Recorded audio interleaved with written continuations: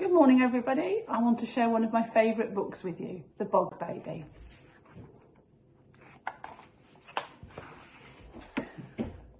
Long ago, when we were little, me and Chrissy did something bad. We said we were going to Annie's house to play, but we didn't.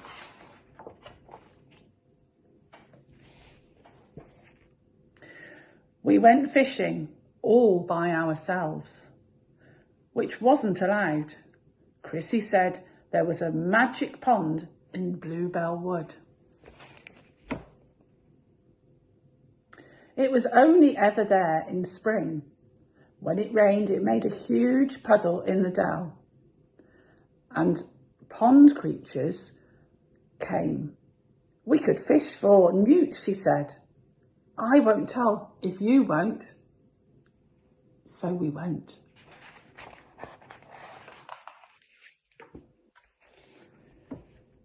We found the pond.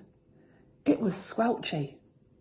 Round the edge, the bluebells squeaked under our boots. We fished and fished, but we didn't catch a newt.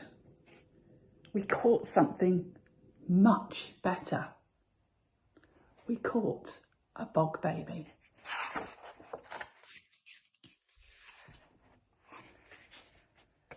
He was the size of a frog, only round and blue. He had boggly eyes and a spiky tail. And I do remember he had ears like a mouse. He came swinging through the flower stalks and jumped into the water. He floated up and down on his back and sucked his toes.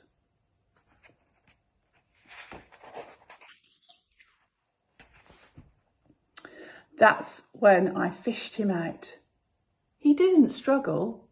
He sat in my hand and looked surprised. He was as soft as jelly, like he had no bones. When we stroked him, he flapped his wings.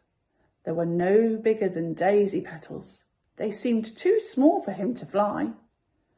Chrissy said he might be able to fly if we blew on his wings. We blew and blew, but all we did was blow him onto the mud. He didn't try to escape. He just sat still with his paws over his eyes.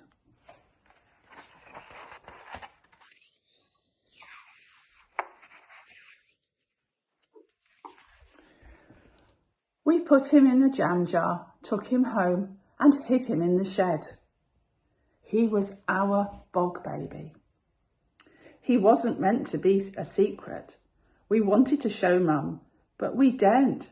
If we did, she'd know we didn't go to Annie's.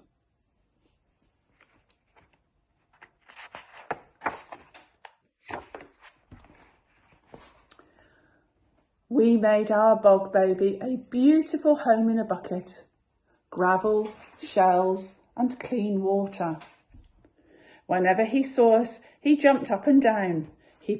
We picked him up and played with him. He was very ticklish. We fed him cake crumbs. We loved our bog baby.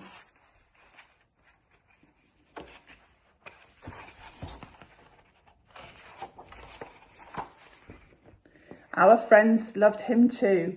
We sneaked him into school in a margarine tub. When the teacher wasn't looking, he played in the sandpit and the water tray. In the afternoon, he slept in his tub on a piece of damp cotton wool. Chrissy made him a collar and a lead, and we took him for walks in the field. Once, a crow nearly ate him, but we scared it away just in time.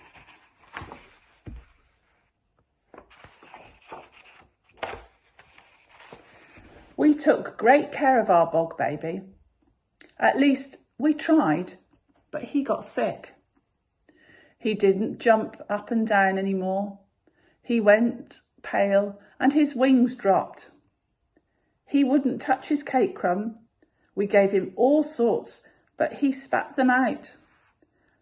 We wanted to ask Mum for help, but we daren't. because of Annie. But the Bog Baby got thinner. He wouldn't walk on his lead. He hid under his shell. He wouldn't come out, no matter how much we loved him.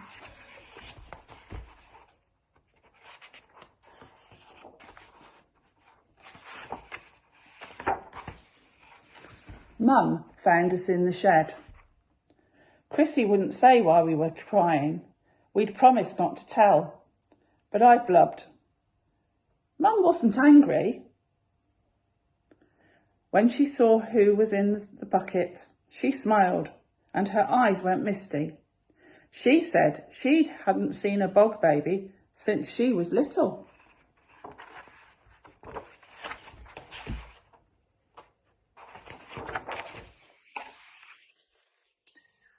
Please make him better, we cried. We love him so much. I know, she said, but the Bog